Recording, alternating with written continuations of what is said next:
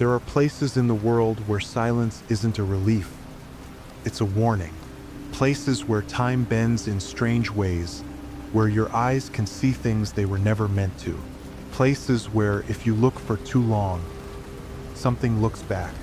In 1987, an American missionary named Thomas Whitaker entered the Amazon rainforest and never came out. His goal was to bring the word of God to an isolated tribe, but what he found was something far older than any human belief. 30 years later, a cassette tape was found in the ruins of an abandoned mission. Inside it were the last moments of Thomas's voice, and something else, something that shouldn't have been there. The recording revealed whispers without origin, footsteps dragging across the mud, and a silence so profound it seemed to swallow life itself. But before the tape ended, a single phrase echoed, laden with despair. "They see me, but who or what was watching him that night?" Now, prepare for a story that won't just tell of a disappearance, but will show you why some things should never be found. And remember, if you gaze long into an abyss, the abyss gazes also into you. The old cassette tape trembled inside the recorder as the play button was pressed. First, a deep hiss, a static sound that seemed to come from a place beyond time. Then, amidst the interference, an uneven, heavy breath emerged, and a trembling voice, broken by stifled sobs. "They're here. They see me. They've always seen me." The audio faltered, as if something was interfering with the recording. And then silence, a heavy, oppressive emptiness. But soon after, a new sound. Footsteps dragging across the mud, slow, accompanied by an almost indecipherable whisper. The recording cut off abruptly. The tape was found inside an old, abandoned mission in the heart of the Amazon, hidden by rubble and rotting leaves. It was the only trace of a forgotten man, Thomas Whitaker, an American missionary who disappeared without a trace in 1987. No sign of struggle, no body, no concrete clues beyond that chilling recording. Time swept away his existence as if he had never set foot on that land. But the forest doesn't forget. Among the remains of the mission, there was another find. A leather-bound diary, moldy with age, containing yellowed pages covered in hurried handwriting. In the beginning, Thomas's notes were optimistic, full of faith and determination. He spoke about the Siakara tribe, an isolated and mysterious people, deeply rooted in the shadows of the forest. But something stood out, their distrust. The natives watched him in silence, as if they already knew he shouldn't be there. In the early days, Thomas noticed a disturbing detail. The Siakara didn't leave their huts after sunset. Doors were locked hastily, makeshift curtains covered the openings, and not even the fires were kept burning at night. Something scared them, something that made them hide. Thomas tried to ask, but always received the same answer. "You haven't seen it yet," an enigmatic response, repeated every time he tried to press the issue. In the following notes, the narrative began to change. Thomas described a strange feeling, something beyond the common fear of the jungle. A sense of being watched, even when he was alone. An invisible presence, a weight in the air that grew as the night wore on.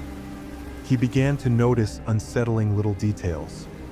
Footprints in the mud around the mission, broken branches in places where no one should be, distant whispers carried by the wind. But the worst was yet to come. One night, Thomas woke abruptly to a noise outside the cabin. He described the experience in the diary with trembling writing, as if the words had been scribbled in haste. "I heard footsteps in the vegetation. Slowly, someone was walking around the cabin, but it wasn't human. The weight was uneven, the steps erratic, as if they were bent the wrong way." He cowered in silence, his heart pounding against his chest, hoping it would go away. The next morning, He found muddy handprints on the walls of the cabin. Slender hands, long fingers imprinted on the wood, as if someone or something had tried to get in. He showed them to the Siakera, hoping for an explanation. The elder's gaze was enough to make it clear that he knew exactly what it was. But instead of answering, the old man only whispered in his native tongue before turning his back. None of the other natives dared to look at him. Thomas began to wonder if it was a figment of his imagination, exhaustion, or forest delirium. But then the worst came. On the last page of the diary, his handwriting was no longer the same. Shaky, desperate, just a single sentence, written with such force that the paper almost tore. I saw. His story stopped there. No new notes, no further records. Just the cassette tape, the last proof that he had been there and that something had taken him. What did Thomas see that night? And, more importantly, did he really disappear, or did something bring him to a place where no one would ever find him? The days passed, and Thomas's unease became impossible to ignore. The feeling of being watched never left him, and the Siakera also began to act even stranger. Whenever he asked about the marks on the wood of the cabin, the natives looked away, pursed their lips, and pretended not to hear. But he noticed the sideways glances, the quiet whispers among the members of the tribe. They knew, but they wouldn't talk. One afternoon, while helping one of the older women carry clay pots full of water from the river, he heard a group of children playing near the trees. They murmured words in their language, a rhythmic chant that seemed part of a game. Curious, Thomas approached. When the little ones noticed his presence, they stopped abruptly, their eyes wide. The silence was absolute. A girl, the youngest among them, finally opened her mouth, her voice a thread of dread. "Don't look at him," Thomas frowned. "Look at who?" But none of the children answered. They just turned and ran into the village, disappearing among the huts, leaving Thomas alone with a strange chill running down his spine. At night, during dinner, he tried to question one of the tribe's hunters. The man was robust, with scars scattered across his arms, a sign of previous battles against the natural dangers of the forest. But when Thomas mentioned the children's game, he saw true fear in the warrior's face. The man leaned forward and muttered in a dry tone, "If you look, you will never stop seeing." Thomas tried to insist, but the looks of the other natives made it clear that the conversation was over. They were hiding something, but what? His instinct screamed for him to respect the warnings, but logic and curiosity gnawed at him. What was in the forest that made even the tribe's warriors so afraid? The next day, while writing some of his observations in the diary, a sound caught his attention. Movement in the dense vegetation beyond the village. He looked around, noting that the Siakera were collecting their things in a hurry. The sun was still shining in the sky, but everyone seemed worried, as if they knew that time was running out. Then he saw it. On the other side of the river, a figure stood among the trees.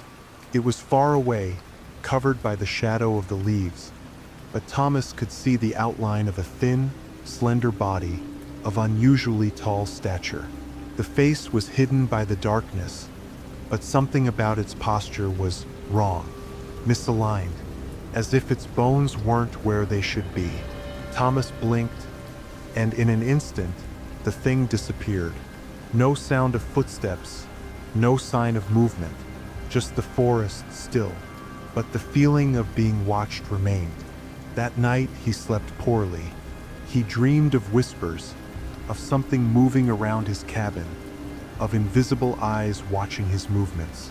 When he woke up, he felt his body sweaty, as if he had been running all night. And then he saw the footprints. There were marks around his cabin again. But this time they were different.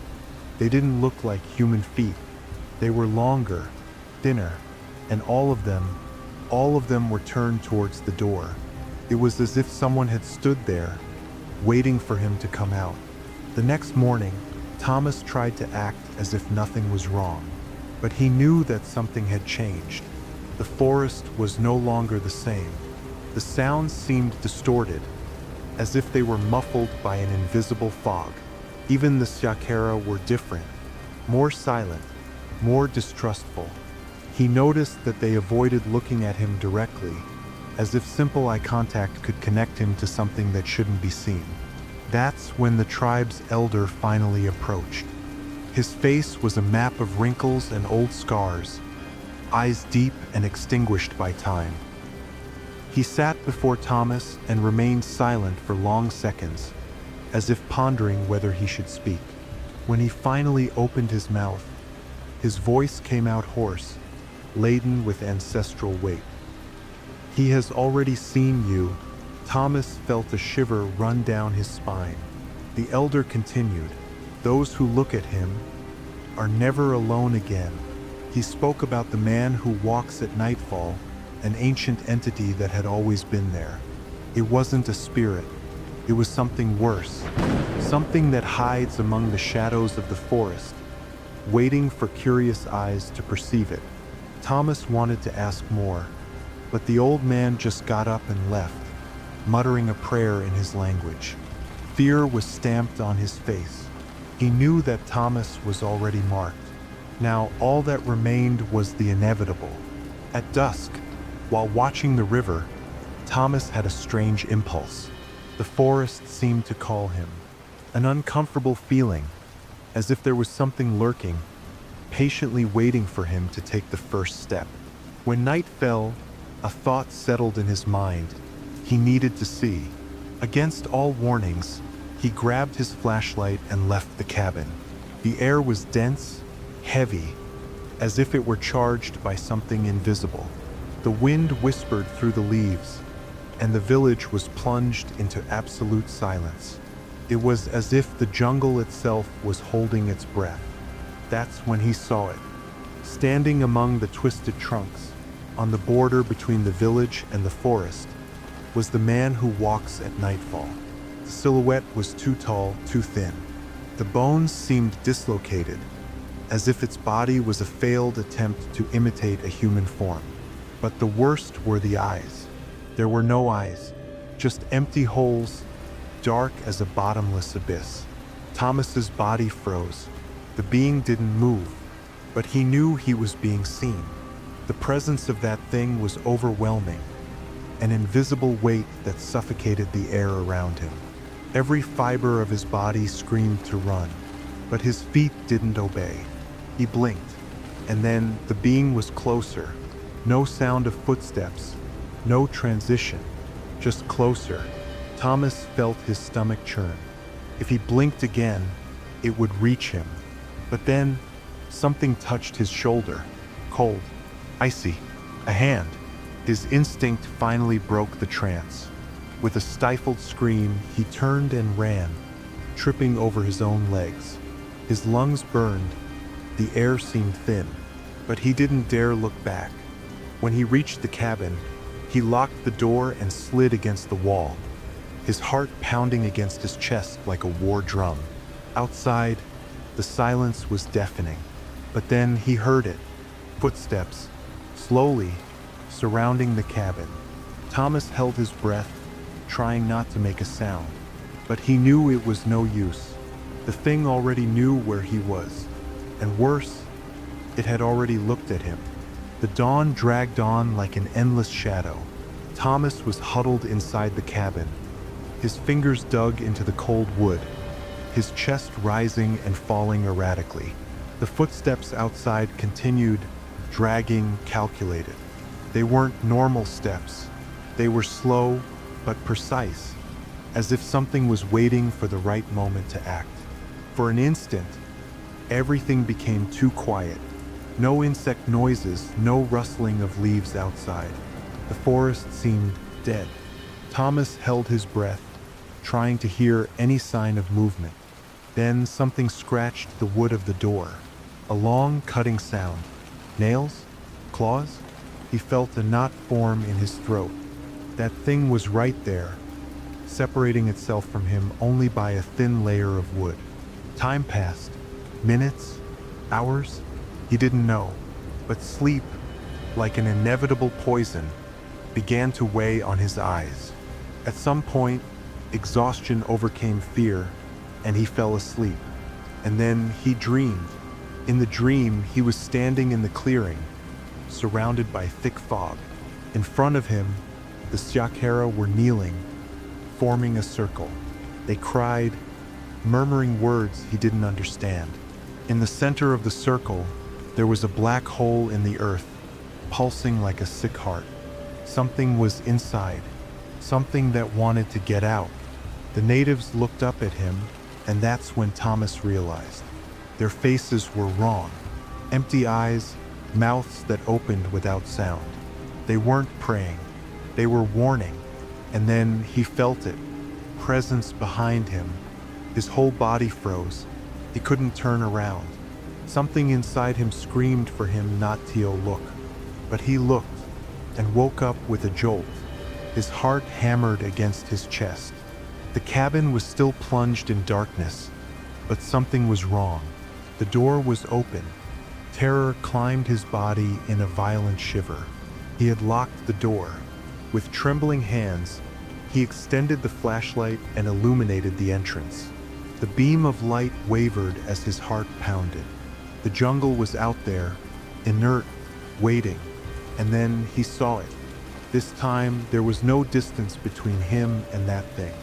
In the doorway, the tall, deformed silhouette stood, motionless as a statue. But the eyes were there. Thomas couldn't breathe. The black holes where the eyes should be shown, sucking the light around. The presence of the thing was overwhelming. The flashlight trembled in his hand, and he knew there was no escape. The thing tilted its head to the side and took a step forward. Thomas didn't scream. There was no voice anymore. There was only the abyss, and he was being pulled into it. The cassette tape ended here. The last sound recorded was a whisper, so low that it seemed to come from the wind itself. "They see me." The recording was found 30 years later. It was inside an old chest, amidst the ruins of the abandoned mission. The researchers who discovered it had no idea they were about to bring something back to the surface. When the first of them pressed the play button, the atmosphere became heavy. It was as if the forest itself refused to hear that voice again. Static filled the room, followed by the shaky sound of Thomas's breathing, and then crushing silence. The researchers exchanged uncertain glances. None of them spoke, but they all felt the same thing. An inexplicable unease, as if something was watching them. Among the group was a man named Daniel Moretti, an anthropologist obsessed with unsolved stories. The disappearance of Thomas Whitaker had always intrigued him. But now, holding that tape in his hands, he felt a different kind of chill. It was as if he was being pulled into the same nightmare. Daniel didn't hesitate. He wanted answers. He needed to know what happened. He decided he would travel to the Amazon to retrace the missionary steps. If Thomas disappeared without explanation, he could find out why. The night before leaving, he reviewed his notes in his small office. The yellowish light illuminated the papers scattered on the table, while the tape played again on the recorder. Every word of Thomas sounded like a warning he insisted on ignoring. Then it happened. A strange noise interrupted his thoughts. Footsteps. Right behind him. His body stiffened. The office was closed, the door locked. He was alone. But even without looking, he knew. He wasn't alone anymore. Slowly, he raised his eyes to the window beside the desk. The street outside was deserted. No cars, no people. Just the reflection of the glass. And in the reflection, something was standing behind him. Tall, thin, empty eyes. Daniel spun around. Nothing. The office was empty, but the air around him was heavy, suffocating, as if something was still there. His heart was racing. Was the recording just a record of the past or a warning for the future? The trip was already planned, but had he already crossed the line without even leaving home? Thomas Whitaker's story wasn't over, and now someone new had begun to see them. Thomas Whitaker's story should have been forgotten, but it doesn't want to be forgotten. 30 years later, a tape resurfaced, and with it something else. Something that never stopped watching. Something that waits patiently for more curious eyes. The question that remains isn't just what happened to Thomas, but whether it can happen again. If you were in his place, would you have heeded the warnings? Or would you have looked for too long? The Amazon rainforest is still there. The abandoned mission is still there. And maybe he is too. If you enjoyed this disturbing story, wait until you hear the next one. There are places in the world that hold secrets as old as time itself. Secrets that wait in the darkness, that move in the shadows, that whisper to those who dare to get too close. The Rio Negro is one of those places. From the first day I arrived in the Amazon, I heard stories. Stories of creatures that don't belong in this world. But I was never a superstitious man. Until that night, what happened to me on that river changed everything. What I saw, what I heard, what I felt. I'd give anything to forget it, but I can't. And now it's calling me again. If you listen closely, maybe you'll hear it too. The Rio Negro never forgets. My name is Ethan Walker. I'm from Texas, and I've spent a good portion of my life fishing on the Rio Grande, on the border with Mexico. There, the waters are treacherous. The sun beats down mercilessly, and the fish know how to fight for their lives. I always thought I knew rivers like the back of my hand. But the Rio Negro is different. It doesn't follow the rules I knew. It hides ancient secrets, and that night, alone in a small boat, I realized too late that there were things that should never be disturbed. The first few nights in the Amazon were peaceful. The Rio Negro seemed like an endless ocean, a dark and silent mass surrounded by trees that leaned over the water, as if whispering secrets to each other. The sound of the forest was constant: cicadas, nocturnal birds, the lapping of the water against the wood of the boat. But that night the sound disappeared. The silence was the first warning, an absolute emptiness, as if the world around me had been erased. There was no wind, no rustling leaves, no sound of water moving. I gripped my fishing rod tighter, feeling a chill run down my spine. This wasn't normal. Then the surface of the river moved. Small whirlpools appeared for no reason, swirling as if something huge was just below the surface. I tensed up. I knew the signs of a big fish hunting well, but this was different. It was calculated. Felt like something was watching before it acted. The local fisherman had already warned me. Raul, an old man with skin burned by the sun, looked me in the eyes the day I arrived and said firmly, "The river sees who passes through it. And if it wants you, there's no point in fighting." I thought it was just superstition, stories to scare idiot tourists like me. But now, standing there, holding my line over that black abyss, I realized that maybe I should have heeded the warning. Then it happened. The jolt. A pull so violent it almost threw me out of the boat. It wasn't a fish. I caught big fish before, monstrous catfish, sharks in salt water. But this was different. The force pulling my line was something intelligent. The boat tilted to the side, creaking against the current. I struggled to stay steady, but it didn't feel like a fish fighting. It was like something was pulling me down. My arms trembled with the effort, and sweat ran down my face. I needed to let go of the line, but then I saw the eyes, two opaque, whitish spheres, far below the surface. They didn't reflect light. They absorbed it. My chest tightened. This wasn't a common animal. I wanted to convince myself it was just a reflection of the moon, but the moon wasn't high enough to be reflected there. I tried to release the line, but my hand wouldn't move. My fingers seemed locked, as if something invisible was holding them. The boat shook again, this time harder. Something was emerging. My heart was beating so fast it felt like it wanted to escape my chest. And then, the silence was broken by something much worse. A deep, wet, gurgling whisper coming from the river itself. My mind screamed at me to release the line, but my body wouldn't obey. It was like something invisible was holding me there, forcing me to keep holding that fishing rod. The line was stretched to the maximum, creaking against the wood of the boat, but it didn't break. Any ordinary fish would have snapped the line or surfaced by now, but this seemed to be testing me. The water moved again, but this time it wasn't natural.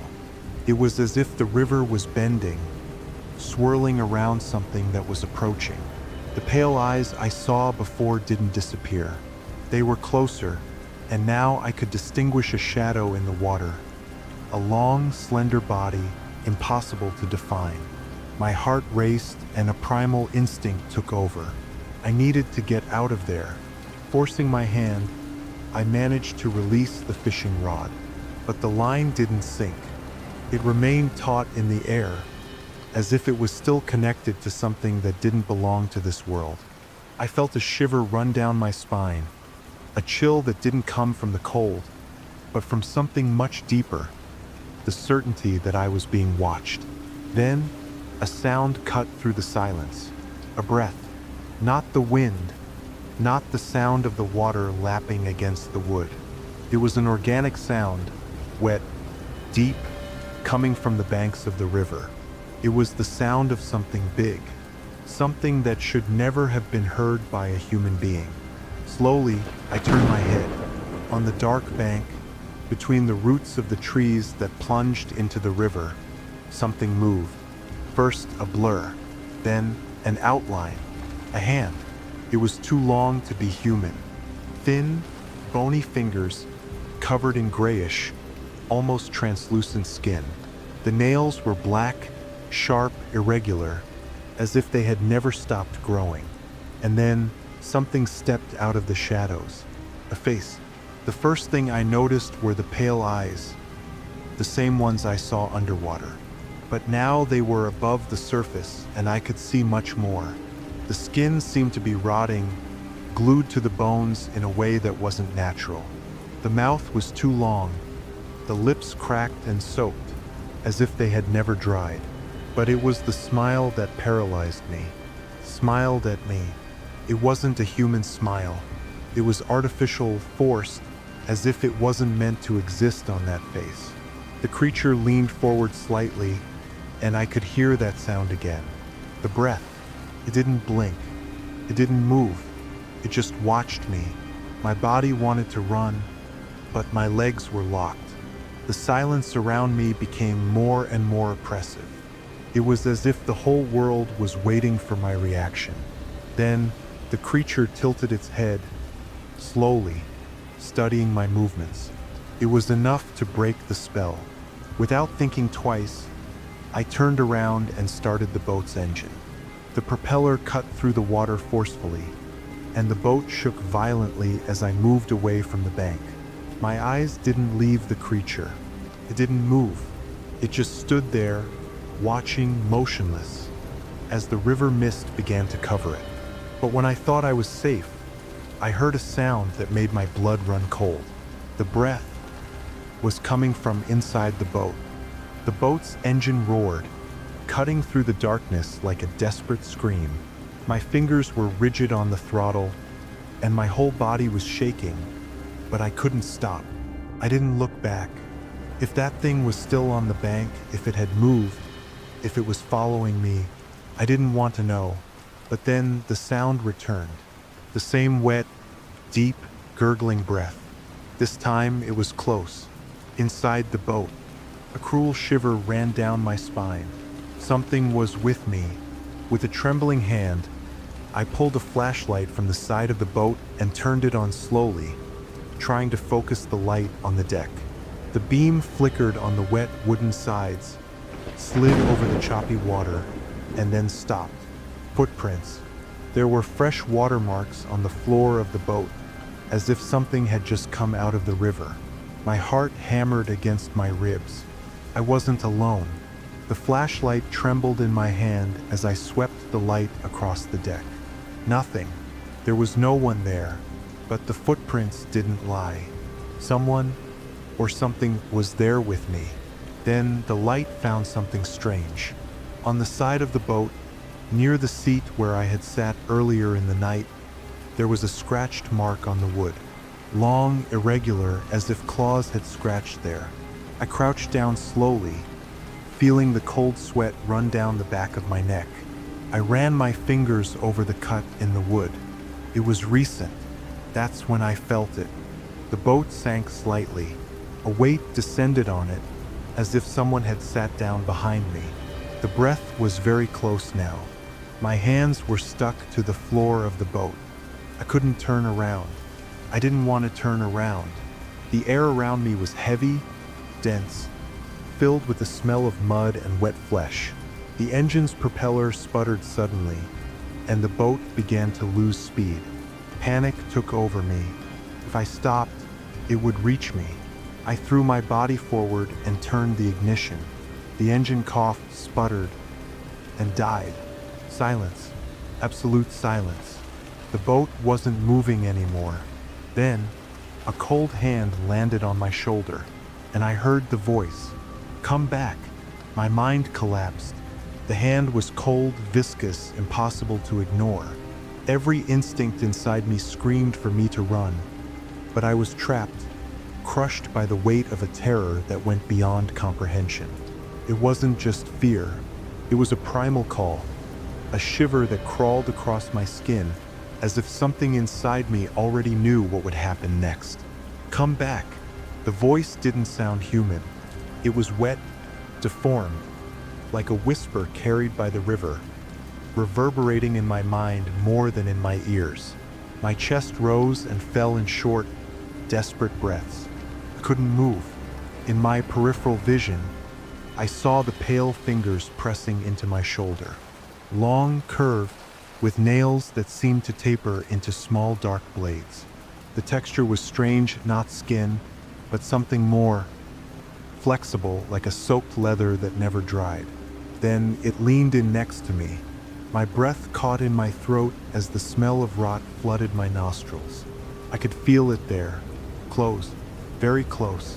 The creature was waiting, and then I saw it. On the surface of the water, reflected by the dim moonlight, was its face. The pale eyes, the wide, crooked smile, the translucent skin stretched over an angular and erratic skull. But now I saw something more. The bottom of its eyes was empty, a white abyss that extended beyond comprehension. "Come back." This time it was louder, more demanding, as if the river itself spoke through it, as if I had never had a choice. My body reacted before my mind could process it. I screamed. I jumped forward, tearing myself away from the creature's touch, and my hands went straight to the engine. I turned the ignition with everything I had. The boat shuddered, the engine coughed, and then it caught. The propeller roared, cutting through the water violently. But it was too late. Something rose from the river. Behind the creature, the water exploded in a whirlpool, and shapes began to emerge. They were shadows, long, thin arms coming out of the surface, moving in impossible directions.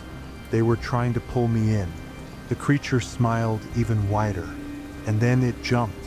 I screamed as its weight hit the side of the boat, almost throwing me out.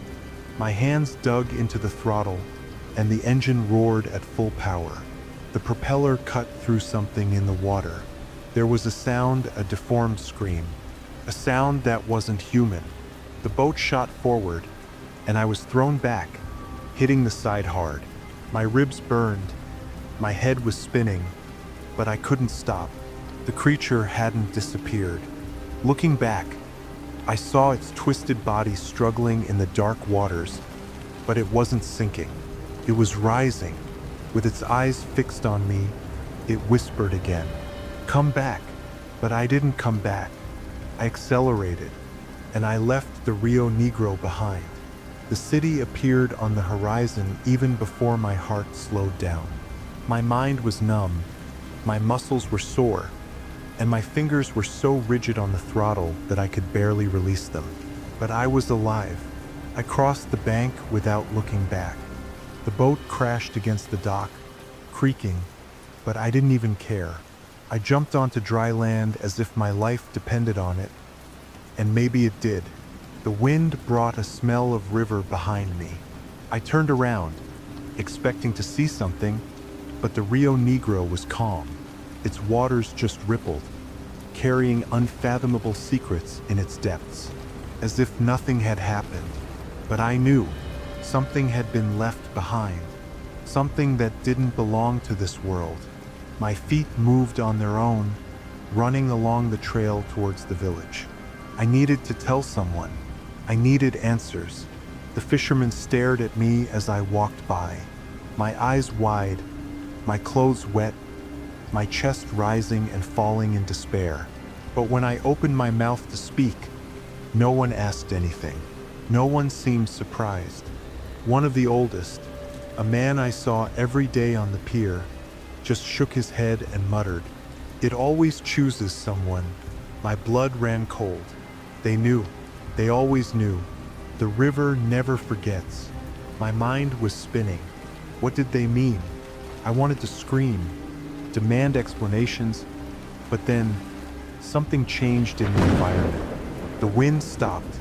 The boat swayed gently, but the waters of the river were still, very still, like glass, as if something was watching them.